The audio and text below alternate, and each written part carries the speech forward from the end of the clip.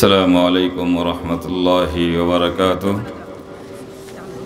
بسم الله الرحمن الرحيم. الحمد لله رب العالمين، والصلاة والسلام على سيد الأنبياء وخاتم المرسلين وعلى آله وصحبه أجمعين ومن استنى بسنته ومن اهتدى بهداه إلى يوم الدين. أما بعد، فأعوذ بالله من الشيطان الرجيم.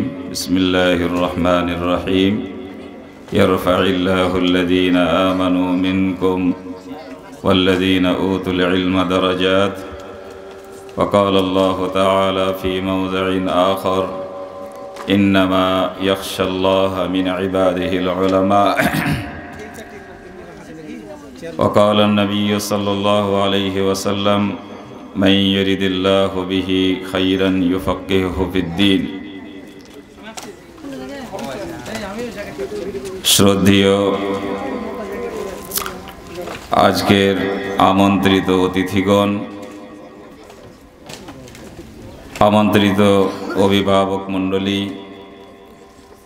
এবং এই প্রতিষ্ঠানের প্রাণপ্রিয় ছাত্র ছাত্রীগণ, সেই সাথে এই প্রতিষ্ঠানের যেই কোনোভাবে যেই কোনো ধরনের হিতাকাঙ্ক্ষী যারা এখানে উপস্থিত আছেন বা আমাদের শুনছেন, সেই সমস্ত ভাই ও বোনেরা, সকল প্রশংসা মহান আল্লাহ রাব্বুল আলামিনের এবং অসংখ্য দুরূদ ও সালাম অবতীর্ণ হোক তার প্রেরিত রসুল জনাবে মুহাম্মদুর রাসূলুল্লাহ সাল্লাল্লাহু আলাইহি ওয়াসাল্লামের প্রতি। আল্লাহুম্মা সাল্লি আলাইহি ওয়া বারিক আলাইহি। বন্ধুগণ, আবার আজকে আপনার সাথে এই স্টেজে কয়েক দফায় সাক্ষাৎ হবে। এখন প্রারম্ভিকভাবে আমি আপনাদের সকলকে আন্তরিক শুভেচ্ছা অভিনন্দন জানাবার জন্য উপস্থিত হয়েছি। আপনারা আমাদের ডাকে সাড়া দিয়েছেন এবং চরম ব্যস্ততার মধ্য দিয়েও আমাদের জন্য এবং আমাদের ছাত্রছাত্রীদের জন্য সময় বের করেছেন। আল্লাহ তাআলা যেন আপনাদের উত্তম বদলা দান করুন। আসলে শিক্ষা দীক্ষা যেটা ইসলামের একটা অভিন্ন অংশ, সেই শিক্ষা দীক্ষা কখন কিভাবে আমাদের মাঝ থেকে সরে গেছে, আমাদের মাথা থেকে সেই শিক্ষা দীক্ষার ধারণা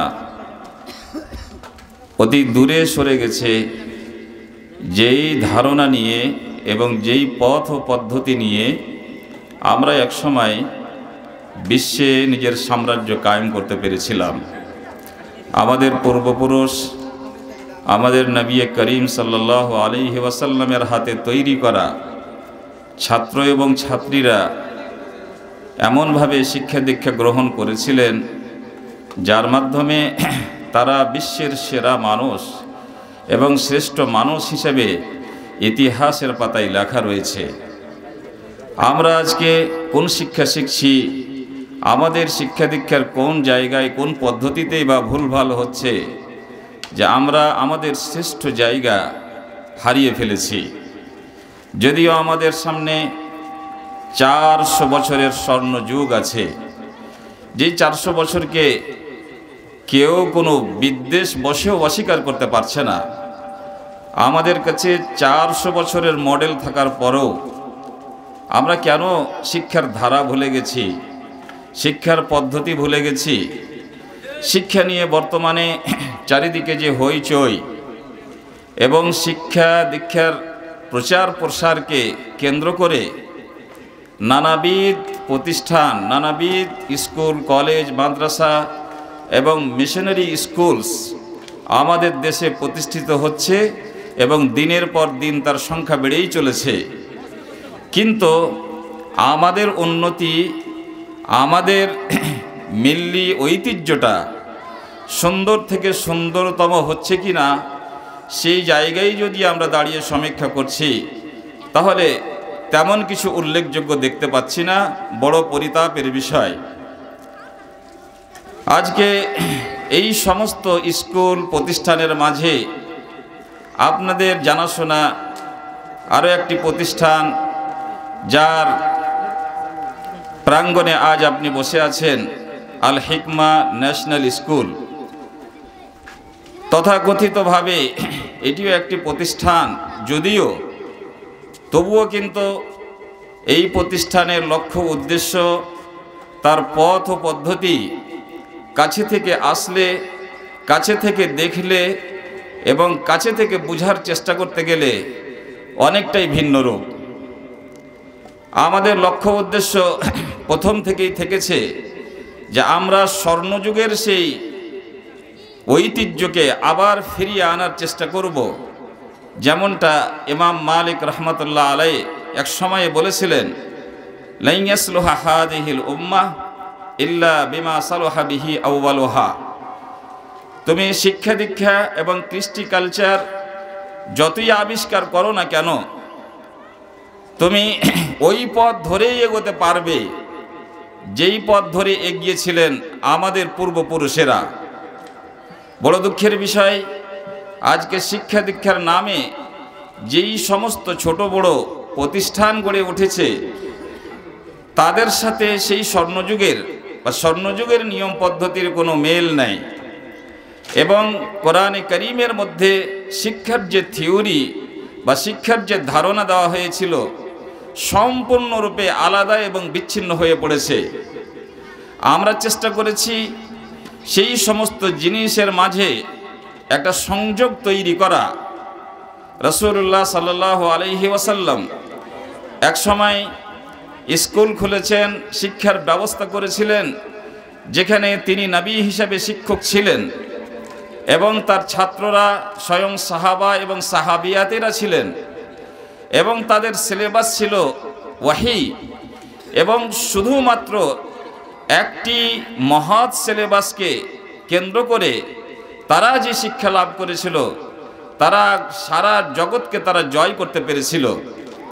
এবং তার পরবর্তী যুগে সাহাবায়ে কেরামদের যুগেও শিক্ষার সেই মডেলটা তারা ধরে রাখতে পেরেছিলেন, যেখানে প্রধান সিলেবাস হিসেবে কিতাবুল্লাহ এবং সুন্নাতে রাসূলুল্লাহ ছিল তার প্রধান সাবজেক্ট, এবং তার শাখা প্রশাখা হিসাবে মানব জীবনের বিভিন্ন প্রয়োজনকে এত সুন্দরভাবে সাজানো হয়েছিল যে একটা পরিপূর্ণ সিলেবাস এবং পরিপূর্ণ জীবন ব্যবস্থা হিসেবে সেই যুগে বিবেচিত হয়েছিল, এবং তার সুফল তারা দেখতে পেয়েছিল। সারা বিশ্বের মানুষ তার দিকে হা করে তাকিয়েছিল, এবং শুধু আত্মিকভাবে বা ধার্মিকভাবে মানব সমাজের অগ্রগতি ঘটেছিল। শুধু তাই নয়, বরং মানব জীবনের বহুমুখী কল্যাণ এবং বহুমুখী উন্নয়নকে সাধন করতে এই সিলেবাস একদিন দুদিনে নয় 400 বছর ধরে সক্ষম হয়েছিল। এবং সেই মডেলটা আজকের আধুনিক যুগেও ওই স্থান কিন্তু ছাড়িনি, এখনও সে মডেল হওয়ার যোগ্যতা রেখেছে। আমরা শিক্ষা দীক্ষা নিয়ে আলোচনা যখন করি, তখন দেখতে পাই, জানতে পারি যে সেই যুগে যারা মেডিকেল সায়েন্সের বহু জিনিসকে আবিষ্কার করেছেন, আজকের আধুনিক যুগে সেই সমস্ত আবিষ্কারকে ছেড়ে দিয়ে নিত্য নতুন কিছু আবিষ্কার করে সেখান থেকে সম্পূর্ণরূপে আলাদা হতে পেরেছে, তা পারিনি। আবু আবদুল্লাহ মুহাম্মদ ইবনে মুসা আল খাওয়ারিজমি যখন তিনি প্যারাম্যাথমেটিক্সে আল জাবর ওয়াল মুকাবেলা নামের 1500 পাতার বই লিখলেন, আজকের আধুনিক যুগে বহু কিছু আবিষ্কার করা সম্ভব হয়েছে, তাহলে তারা আল খাওয়ারিজমির সেই 1500 পাতার বই ছেড়ে দিতে কেন পারছেন না? নতুন নতুন বই লিখেছেন, নতুন নতুন বহু জিনিস আবিষ্কার করতে পেরেছেন, তারপরেও কেন আল খাওয়ারিজমির সেই বইগুলো তারাকে পড়তে হয়? সার্জারির মডেল হিসেবে আহমদ ইবনে তুলুন যে মেডিকেল সায়েন্সের সার্জারির ইনস্ট্রুমেন্টসের উপরে যা বই লিখেছেন, আজকে আধুনিক যুগে অনেক কিছু আবিষ্কার করা সম্ভব হয়েছে, তবুও তারা সেই বইগুলো পড়াশোনা ছাড়তে পারছেন না কেন? আজ আকাশে চলমান হাওয়াই জাহাজ, সেখানে যে সূক্ষ্ম সূক্ষ্ম যন্ত্রপাতি আছে, সেগুলা তারা সেই যুগে আবিষ্কার করে দেখিয়েছিলেন কোরআন হাদিসের ছাত্র হিসেবে। আজকে আধুনিক যুগে বহু কিছু আবিষ্কার করা সম্ভব হলেও তারা সেই সমস্ত জিনিসকে ছেড়ে দিতে পারছে না কেন? ইসলামকে নিয়ে, মুসলমানদেরকে নিয়ে অনেক বিদ্বেষ ছড়ানো হয়, তাহলে অনেক বিদ্বেষের মাঝে একবার বিদ্বেষী হয়ে মুসলিমদের আবিষ্কারগুলোকে ছেড়ে দিতে পারছো না কেন বা পারে না কেন? এই কথাগুলি চিন্তা করতে গেলে আমরা যেন কোথায় নিজেকে অধপতনের অতল তলায় অবস্থান করছি বলে মনে হয়। কারণ আমাদের কাছে উজ্জ্বল ইতিহাস আছে, আমাদের কাছে উজ্জ্বল মডেল আছে, আমাদের কাছে দুনিয়া এবং আখেরাতের সফলতার সমস্ত চাবিকাঠি আল্লাহ আমাদেরকে দান করে রেখেছেন। তবুও আমরা পিছিয়ে থাকবো কেন? তবুও আমাদের শিশুরা, আমাদের ছেলেরা, আমাদের মেয়েরা বন জঙ্গলে লকড়ি কুড়াবার মতো যাই তাই কুড়িয়ে বেড়ায় কেন? তারা তো সন্ধান করবে হীরা মতির, তারা তো সন্ধান করবে চন্দ্র এবং সূর্যের মতো উজ্জ্বল হওয়ার মতো কোনো বস্তু। তারা আজকে লেখাপড়ার জগতেও বিভ্রান্তির শিকার এবং বিভিন্ন ধরনের অগ্রাসনের শিকার হচ্ছে কেন? আমরা চেষ্টা করেছি যে মানুষ হওয়ার পরেই একজন মুসলিম, যদিও মানুষ যখনই পৃথিবীতে জন্ম লাভ করে তখন বিশ্বের সমস্ত মানুষই মুসলিম হয়ে জন্মগ্রহণ করে। মুসলিম হয়ে জন্মগ্রহণ করার পরে যারা আল্লাহর প্রতি বিশ্বাস রাখে, আখেরাতের প্রতি যারা বিশ্বাস রাখে, তাদেরকে বলা হয়েছে ইকরা বিস্মি রাব্বিকাল্লাযী খালাক। তুমি পড়ো, লেখাপড়া করো এবং ওই সমস্ত বিদ্যাকে হাসিল করো যা তোমার ইহকালে কাজে লাগতে পারে এবং তোমার পরকালও কাজে লাগতে পারবে। এবং সমস্ত বিদ্যা বুদ্ধি এবং জ্ঞান গরিমার ভিত যেটা হবে সেটা হবে তোমার প্রতিপালকের নাম। তুমি যা শিখবে তোমার রবের সাথে কানেক্টেড হয়ে হবে। তুমি মেডিকেল সায়েন্স পড়ো কিন্তু আল্লাহর সাথে কানেক্টেড হয়ে পড়ো। তুমি ইঞ্জিনিয়ারিং লাইনের পড়া পড়ো কিন্তু সেটা আল্লাহর সাথে কানেক্টেড হয়ে পড়ো। তার মানে তোমার কাছে সব সময় তিনটা ভিত্তি থাকবে এবং এই তিনটা ভিত্তির উপরে দাঁড়িয়ে তোমাকে ডাক্তার হতে হবে, তোমাকে মাস্টার হতে হবে, তোমাকে ইঞ্জিনিয়ার হতে হবে, তোমাকে মেকানিক্স হতে হবে, তোমাকে ইলেকট্রিশিয়ান হতে হবে। মানব জীবনে যেই সমস্ত জিনিসের প্রয়োজন হতে পারে সব শিক্ষাই শিখতে হবে, কিন্তু সব শিক্ষারই সম্পর্ক থাকবে মহান আল্লাহ রাব্বুল আলামিনের সাথে। তার মানে আমি শিখেছি আল্লাহর জন্য, আল্লাহর দেওয়া পদ্ধতিতে এবং আল্লাহর সন্তুষ্টি লাভের জন্য আমি এই শিক্ষাকে ব্যবহার করব। এটা হতে হবে আমাদের বেস। এবং এই বেসকে ধরে রেখে আমাদের ছেলে মেয়েরা সব কিছুই হবে। কিছু লোক আলেম ওলামা হবেন, কিছু লোক ডাক্তার হবেন, কিছু লোক ইঞ্জিনিয়ার হবেন, কিছু লোক আরও জ্ঞান বিজ্ঞানের বিভিন্ন শাখা প্রশাখায় কাজ করবে, যেন দেশ আমাদের পূর্ণভাবে গড়ে ওঠে, সমাজ আমাদের পূর্ণতা লাভ করতে পারে এবং আমাদের রাষ্ট্র অগ্রগতির চরম শিক্ষায় পৌঁছে যেতে পারে। এইরকম শিক্ষা, তাতে আমার দিন ধর্ম বজায় থাকবে এবং দুনিয়াতেও আমি প্রতিষ্ঠা লাভ করতে পারবো যা আল্লাহ রাব্বুল আলামিন আমাদেরকে শিখিয়েছেন। বন্ধুগণ, কোনো মানুষের এই অধিকার নাই, একজন মুসলিমের এই অধিকার এক সেকেন্ড, এক মিনিটের জন্যও নয় যে তাকে আল্লাহ রাব্বুল আলামিন যে সন্তান দান করেছে তাকে নিজের ইচ্ছা মতো যেই কোনো প্রতিষ্ঠানে ভর্তি করে দেবে এবং যেই কোনো ধরনের লেখাপড়া পড়াবে, এত বড় স্বাধীনতা আল্লাহ রাব্বুল আলামিন আমাকে আপনাকে দান করেননি। এত বড় স্বাধীনতা আল্লাহ দেয়নি। আমাদের সন্তান আমাদের কোলে খেললেও এটা হচ্ছে আল্লাহর একটা আমানত।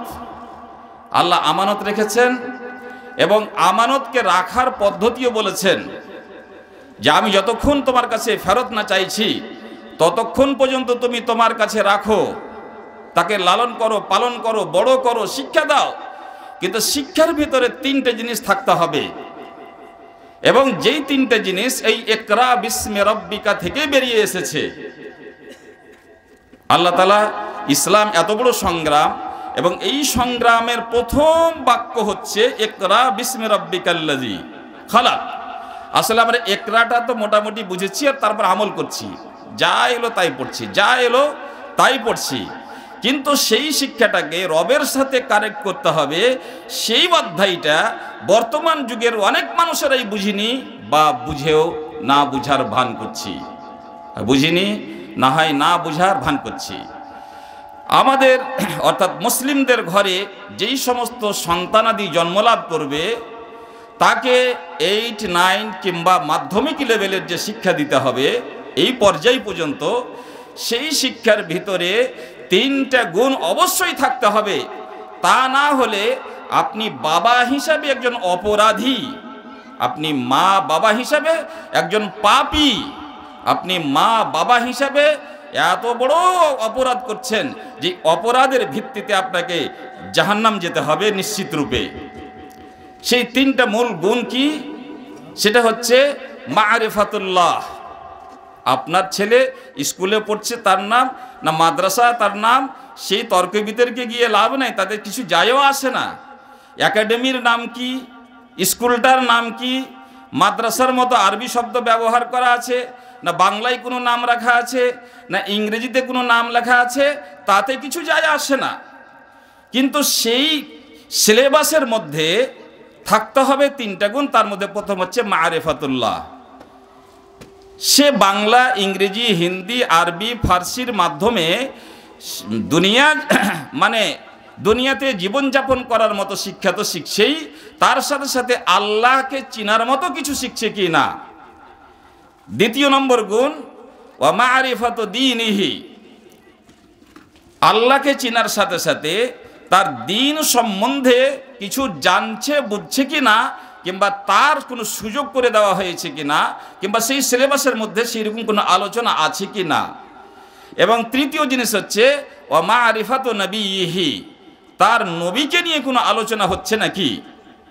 ভালো করে মনে রাখবেন, যদি আপনি আপনার কোনো ছেলেকে, কোনো মেয়েকে এমন শিক্ষা প্রতিষ্ঠানে দিচ্ছেন যেখানে আল্লাহ নিয়ে কোনো আলোচনা নাই, তার দিন নিয়ে কোনো আলোচনা নাই, তার নবী নিয়ে কোনো আলোচনা নাই, তাহলে এইটা আপনার জন্য জায়েজ নয়, বৈধ নয়, হারাম।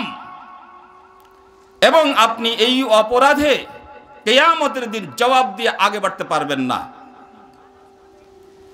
সুতরাং আমরা চেষ্টা করেছি সমাজের বুকে এমন প্রতিষ্ঠানকে মডেল হিসেবে তুলে ধরা যেখানে তারা দুনিয়াতে মানে অগ্রণী ভূমিকা পালন করতে পারবে, যেই কোনো ময়দানে তারা প্রতিষ্ঠা লাভ করতে পারবে। এবং সেই সাথে সাথে আল্লাহ তাআলা যেই উদ্দেশ্যে সকল মানুষকে সৃষ্টি করেছেন, তার মধ্যে আমাদের সন্তান সন্ততিরাও তারাও যেন নিজের জীবনের লক্ষ্য এবং উদ্দেশ্যের সাথে জড়িয়ে থাকতে পারে। সেটা হচ্ছে যে আল্লাহ তাআলা সকল মানুষকে কিছুক্ষণের জন্য দুনিয়াতে পাঠিয়েছেন, তার উদ্দেশ্য হবে পরীক্ষা নিরীক্ষা করবে, কে ভালো কাজ করে, কে মন্দ কাজ করে, কে পাপের পথ ধরছে এবং কে পুণ্যের পথ ধরছে। এবং সব মিলিয়ে আমার ইবাদত বান্দেগীর জন্য আমি কিছু দিনের জন্য তাকে দুনিয়াতে পাঠিয়েছি।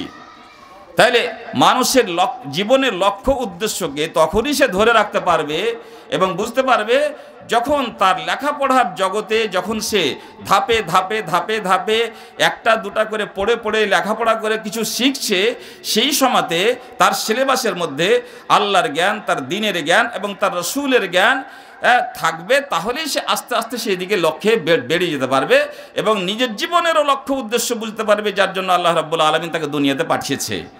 এমনি সন্তান জন্মিল, আমার খেয়াল খুশি মতো যেখানে সেখানে ভর্তি করলাম, যেখানে সেখানে পড়ালাম, মানে ইসলাম দিন ধর্ম সম্বন্ধে কিছু জানলো না, এবং সে বড় হয়ে গেল, ডাক্তার হয়ে গেল, ইঞ্জিনিয়ার হয়ে গেল, এবং আমরা সেটাকে দুনিয়াবি চোখে মাপার চেষ্টা করছি কতটা সফলতা হলো এবং গৌরব বোধ করছি।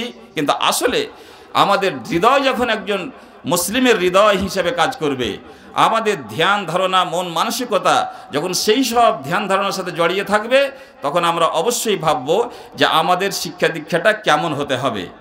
যাই হোক, আমরা সব কিছুই করতে পারবো বা পেরেছি সে কথা তো বলতে পারবো না, কিন্তু আমরা চেষ্টা করেছি সমাজের সামনে একটা মডেল তুলে ধরা, যে এমন শিক্ষার মডেলের মাধ্যমে আমরা দুনিয়াতেও মানে প্রতিষ্ঠা লাভ করতে পারবো এবং আমাদের জীবনের লক্ষ্য উদ্দেশ্যকে আমরা ধরে রাখতে পারবো এবং আল্লাহ রাব্বুল আলামিন যে আমাদের অসংখ্য নিয়ামত দিয়ে পৃথিবীতে পাঠিয়েছেন, ভোগ করার অনুমতি দিয়েছেন, তা ভোগ করার পরে আল্লাহর শুকরিয়া আদায় করতে পারবো এবং সর্বোপরি আল্লাহ রাব্বুল আলামিনের সন্তুষ্টি লাভ করে ইহকাল পরকালে ধন্য হতে পারবো।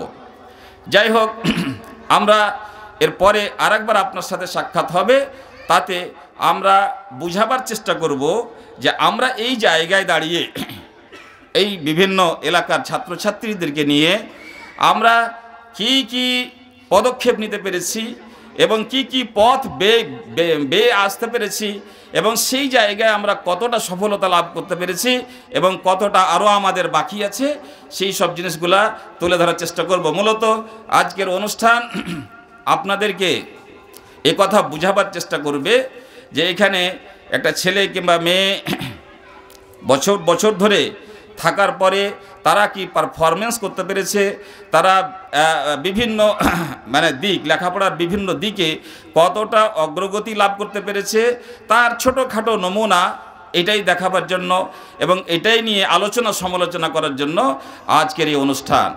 এখানে অনেকেই আছেন যাদের সন্তানেরা এখানে লেখাপড়া করে, আবার অনেকেরা এমনও আছেন যাদের সন্তানেরা তো লেখাপড়া করে না, কিন্তু সমাজের সন্তান মনে করে তাদের উৎসাহ দিতে এখানে উপস্থিত হয়েছেন।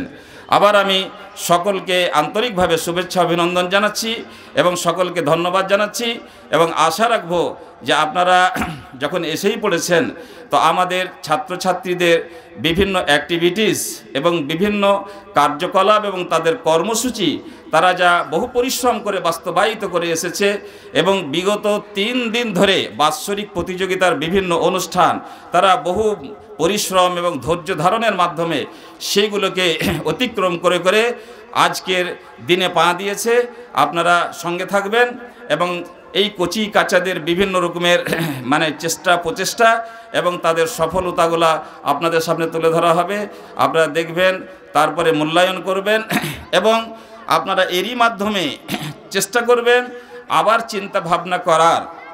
আমি এর আগেও বললাম যে আমাদের প্রতিষ্ঠানটায় মডেল হিসেবে যথেষ্ট নয়। আমরা এই সংবাদ দিতে চাইছি, আপনি আপনার পাড়াতেই এরকম একটা প্রতিষ্ঠান খুলুন, আপনার এলাকায় আর একটা প্রতিষ্ঠান খুলুন। এই দেশে শত শত নয় হাজার হাজার প্রতিষ্ঠান এইরকম হওয়া দরকার, আমরা তা মনে করি এবং বিশ্বাস করি এবং আমরা আজকের অনুষ্ঠানের মাধ্যমে আপনাদের মাধ্যমে এই সংবাদটা দেশের বিভিন্ন আনাচে কানাচে ছড়িয়ে দিতে চাইছি। আল্লাহ রাব্বুল আলামিন যেন আমাদের সকলকে ভালো কিছু করার এবং সঠিক শিক্ষার পথে এবং তার সন্ধানে এগিয়ে যাওয়ার জন্য তৌফিক দান করেন। আসসালামু আলাইকুম ওয়া রাহমাতুল্লাহি ওয়া বারাকাতুহু।